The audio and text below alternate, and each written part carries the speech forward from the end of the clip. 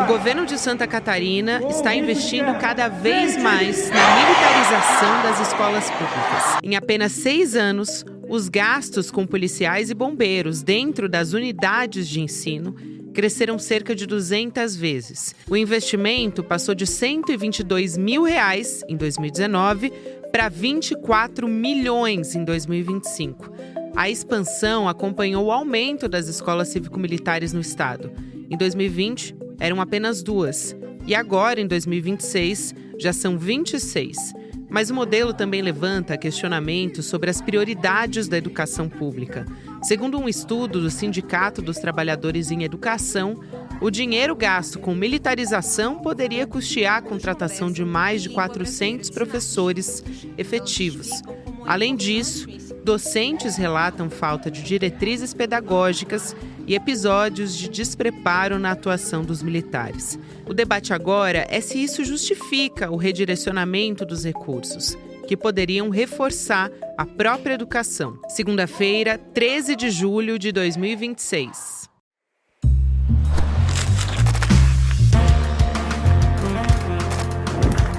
Sou a Gabriela Varela, esse é o podcast aqui mais educação.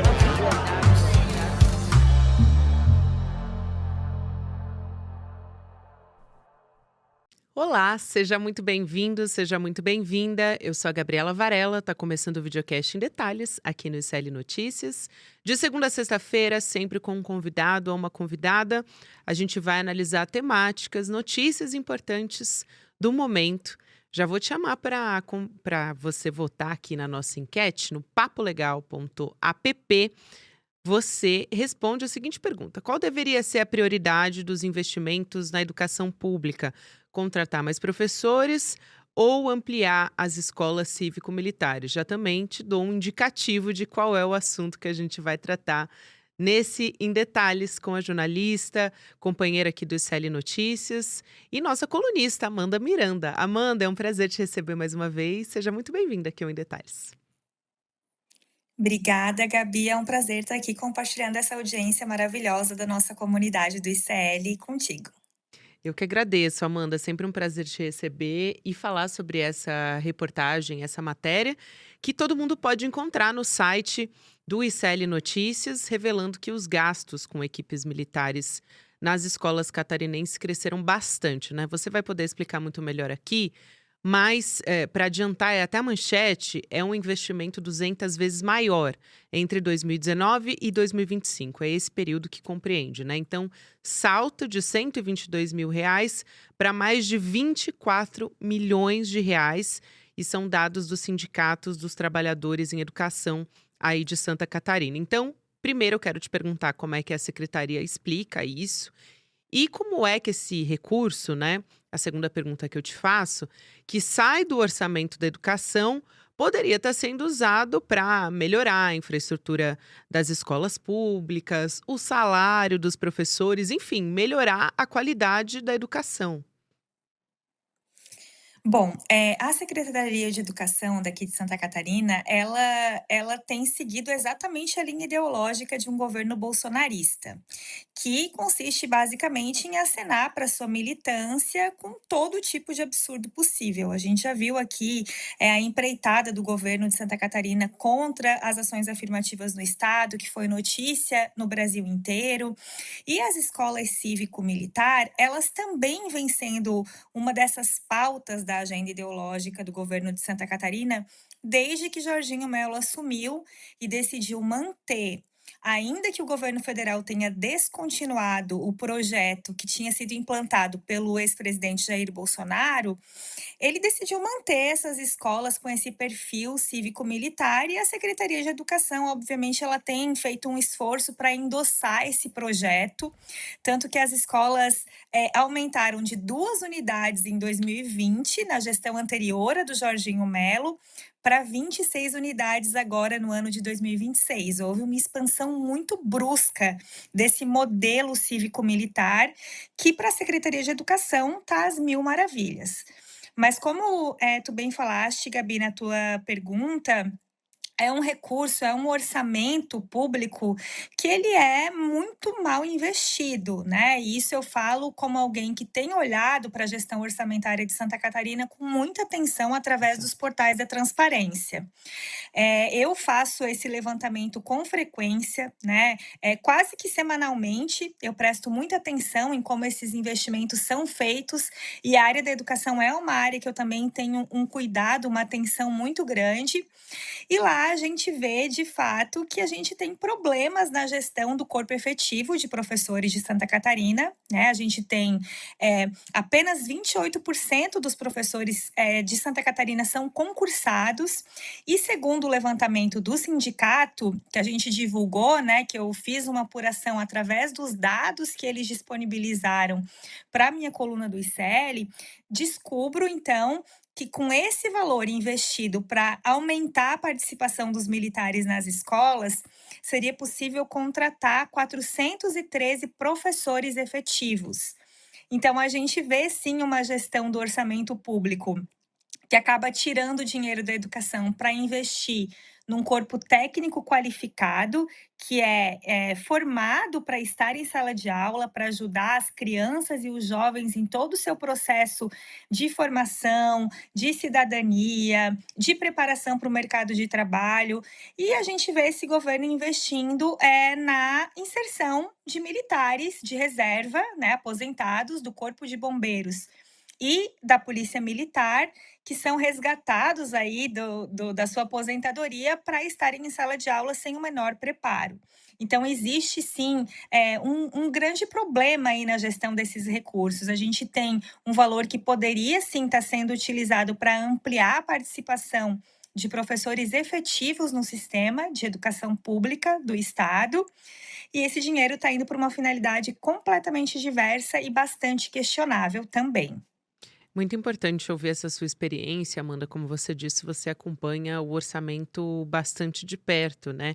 Nesse caso em específico, você também ouviu relatos dos professores sobre o ambiente, né, nessas unidades e também por parte do sindicato, inclusive de denúncias. O que que eles te contaram? E eu aproveito para aqui fazer um parêntese, mas que eu acho importante, porque a agência pública, a gente fez um em detalhes aqui, com a reportagem da agência pública, trazendo o modus operandi, né? O relato dentro desses espaços. Também conversei com outros pesquisadores, professores. A Miriam Fábio Alves, que foi uma das entrevistadas aqui do Em Detalhes, a gente já falou sobre escolas cívico-militares bastante por aqui, né?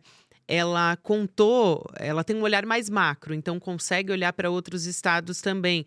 Ela contou denúncias de castigos, de humilhações, né? Criança de 8 anos sendo forçada a fazer flexão, criança que, por exemplo, queria ir ao banheiro, mas não pode porque não está no horário, então fez xixi na carteira, não tem permissão para ir fora de horário determinado. Então, são assim relatos que são abusos no fim das contas. Então, queria ouvir de você como é que eles têm relatado, esses professores, as dinâmicas nesses espaços aí em Santa Catarina? Então, os relatos eles são muito semelhantes com outros que eu já havia também tido conhecimento através de reportagens, tanto da agência pública quanto do nosso próprio portal. O ICL, a gente também tem um espaço grande de cobertura dos abusos, das arbitrariedades e até dos problemas, né? Eu lembro que a última vez que eu participei aí do N1 no estúdio, a gente estava repercutindo uma notícia de professores das escolas cívico-militares em São Paulo que tinham escrito errado no quadro, né? Estavam Isso. ali para ensinar os estudantes, mas não sabiam o que estavam falando. A gente está falando de um problema que pode acontecer, né? Um erro ali, mas eu acho que o que você traz na sua pergunta é muito importante, Gabi, porque a gente está falando de abusos, de violações aos direitos humanos, de pessoas que deveriam estar sendo acolhidas pela rede de ensino, elas estão lá, afinal de contas, são jovens, são crianças em formação, estão lá não só para aprender um conteúdo, né? Elas estão lá para aprender a ser gente, para aprender a humanidade, né? E aqui em Santa Catarina, e ouvir o relato dessas pessoas que trabalham nesse modelo foi muito impactante, porque a gente não tem uma dimensão do quanto essas escolas têm problemas graves.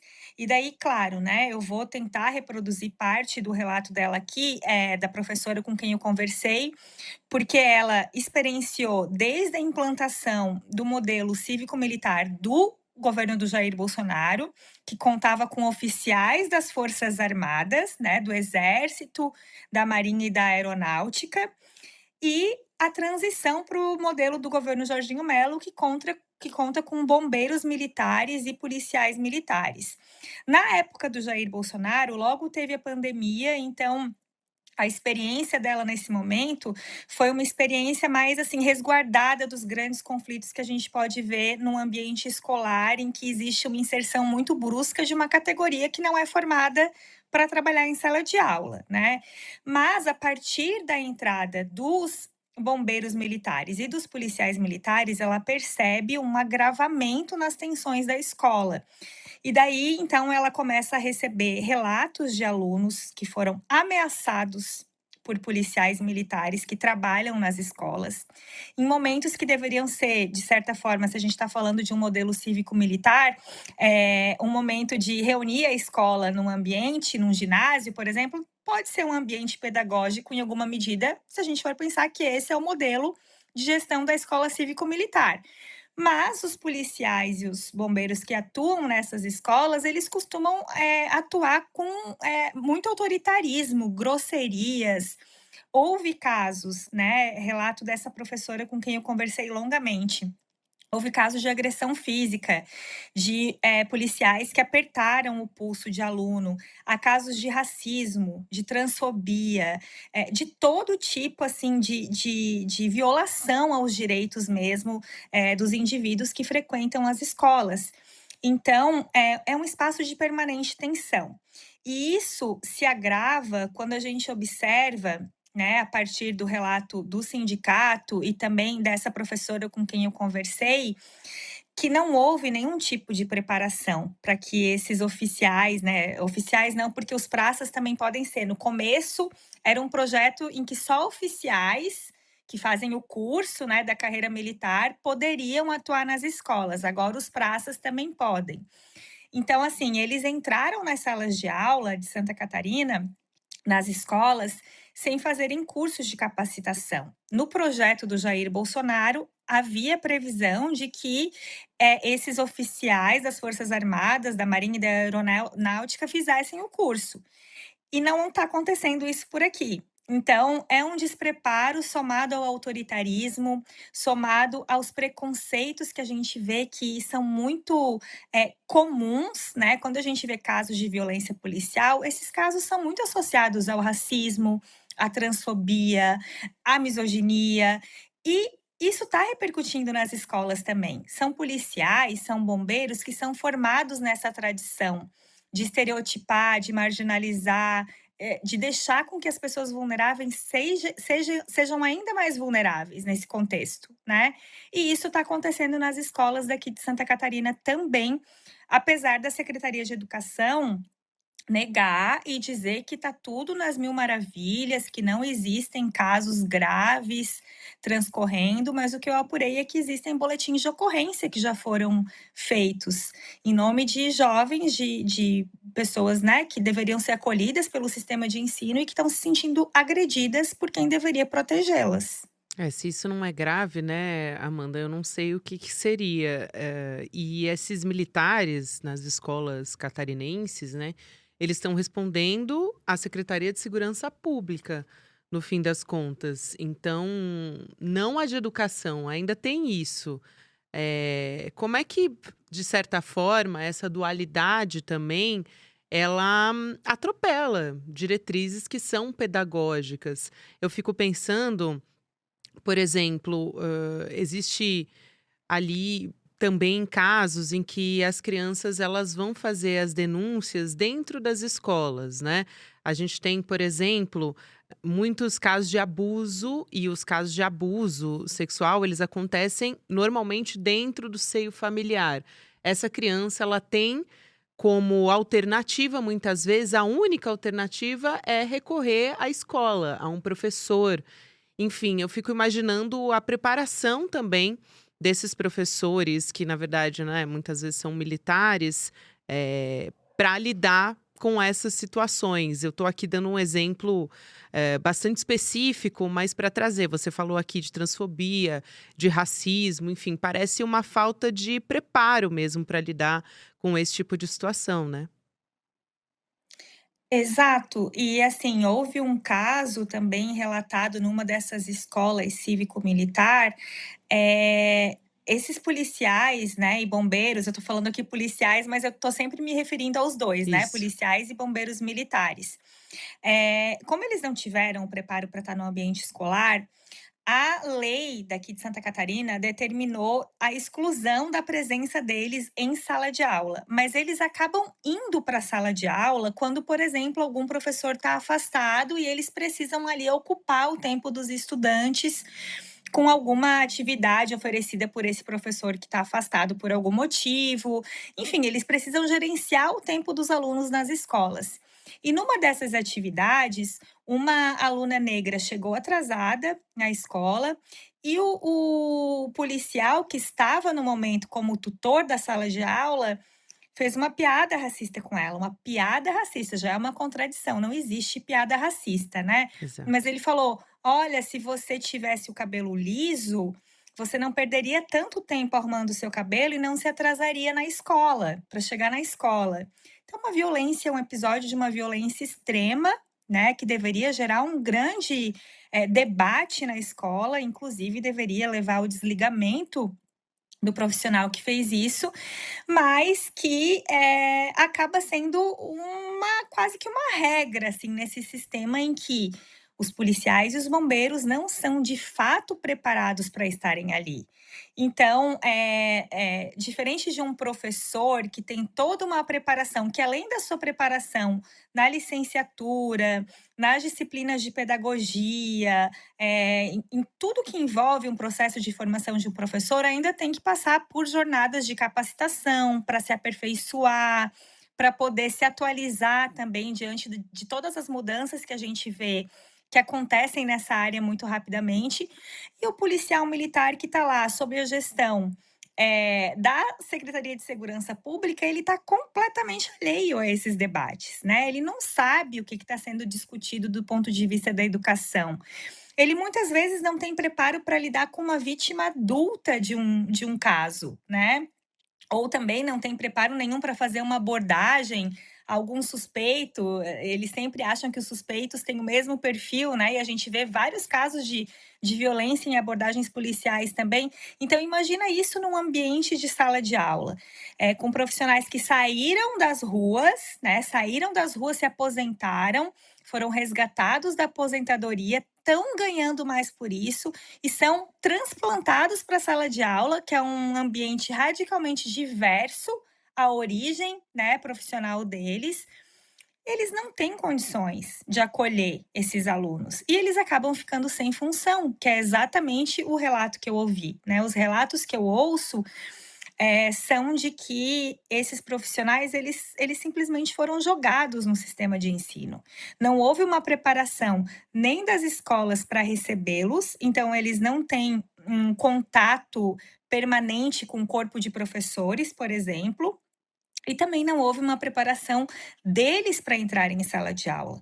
Então é um problema duplo, né? A gente vê agentes externos caindo de paraquedas num lugar que é um lugar cheio de especificidade, né? E eu acho que mesmo não tendo formação em pedagogia, eu acho que para mim é bastante lógico perceber que a escola, a sala de aula é um ambiente muito peculiar, que precisa realmente que a pessoa esteja completamente preparada.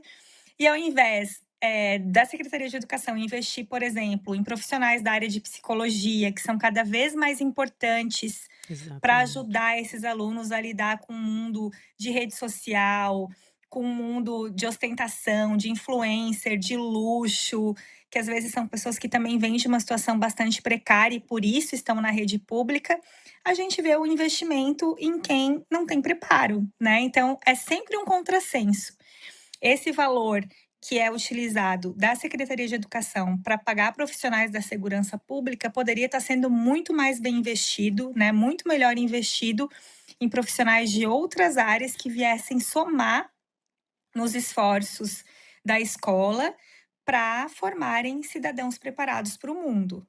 Aí, quando você soma todos esses aspectos que você explicou, aqui, Amanda, fica muito claro o porquê também desse mito que essas escolas cívico-militares elas entregam melhores resultados, né? Porque você exclui, porque você coloca mais investimentos nessas escolas, né? Escolas estaduais, por exemplo, ficam abandonadas, um processo de seleção e exclusão dos próprios alunos, então alunos que são considerados, vamos dizer assim, entre aspas, né, muitas aspas aqui, porque não sou eu que estou dizendo, mas que são considerados problemáticos ou em situação de vulnerabilidade, eles são transferidos para poder manter os índices. Isso eu ouvi de repórteres que fizeram matéria sobre isso, eu li em outras matérias, ou no nosso site, ou na pública também, que tem acompanhado muito de perto essas escolas.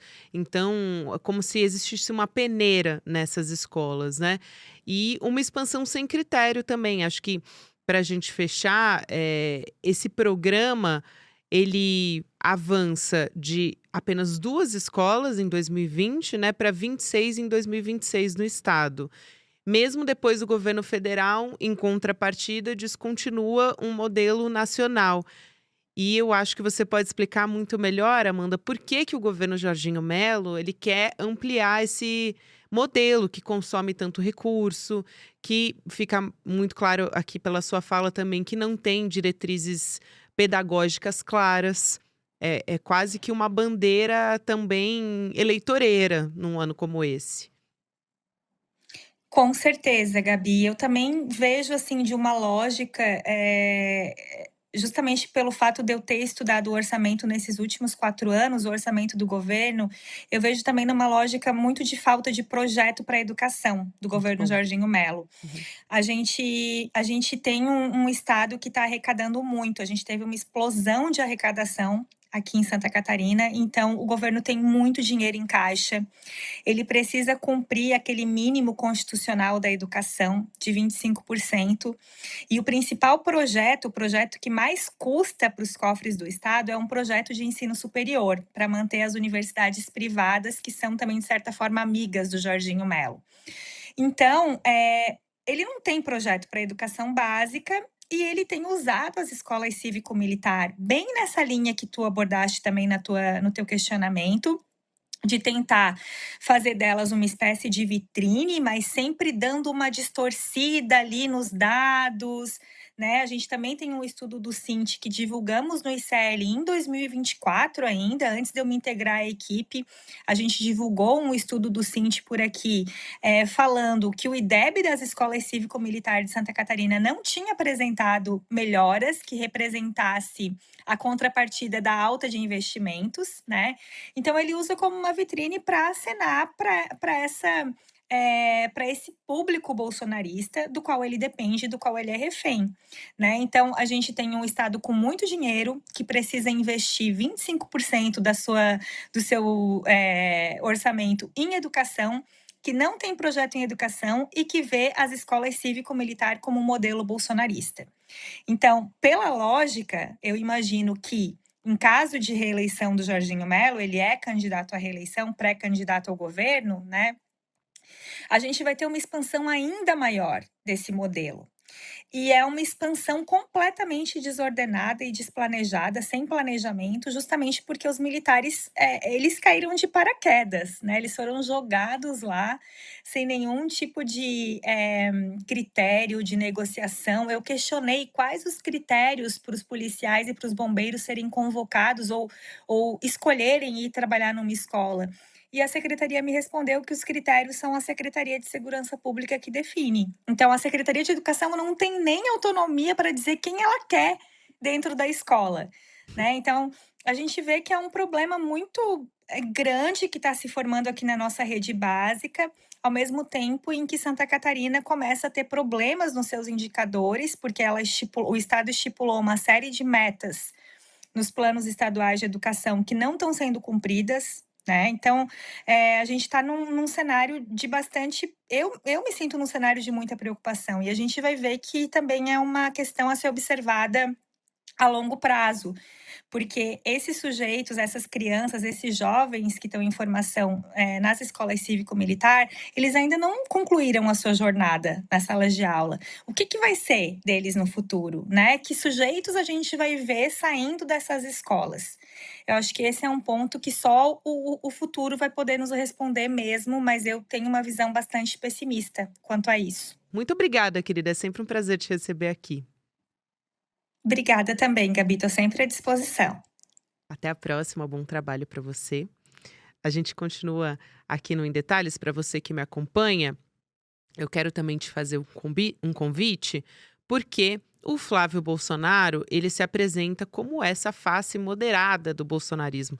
Já que estamos falando de bolsonarismo, só que a investigação do ICL encontrou e conta uma outra história, né? A gente tem aqui até os aliados mais próximos do Flávio Bolsonaro que estão dando as costas para ele. E essa mudança levanta uma pergunta, né? O que tem circulado nos bastidores do poder, o que ainda não veio à tona.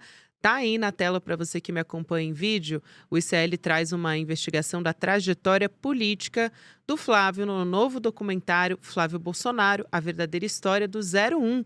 Tem a apuração de Juliana Dalpi, Vigor Melo, Bruno Paes Manso, outros jornalistas também, e ouvindo fontes que viviam intimamente não só com Flávio, mas também com o bolsonarismo. Anota na sua agenda, 23 de julho, quinta-feira, 8 horas da noite, a gente tem a nossa estreia gratuita com a mediação do Eduardo Moreira. Garante seu ingresso. Vai em detalhesicl.com.br. A gente segue com a nossa programação. Agora tem Mercado Investimentos, depois tem Rolê ICL. E você pode ouvir o Em Detalhes em qualquer momento do seu dia nas plataformas de áudio. Tem conteúdo novo de segunda a sexta-feira. Até a próxima. As pessoas que estiveram no centro do poder bolsonarista resolveram falar. E o que eles falaram para o ICL numa investigação exclusiva, na voz de quem esteve dentro de todo o surgimento e crescimento desse movimento, a verdade vai ser revelada. Se você não quiser perder o documentário mais revelador do ICL, talvez o com maior implicâncias políticas até hoje, clique no link aqui embaixo e se inscreva gratuitamente. No dia 23 de julho, uma quinta-feira, às 8 horas da noite, o país inteiro vai saber não só a verdade sobre Flávio Bolsonaro, mas a verdade sobre todo o movimento bolsonarista. A gente se vê dia 23.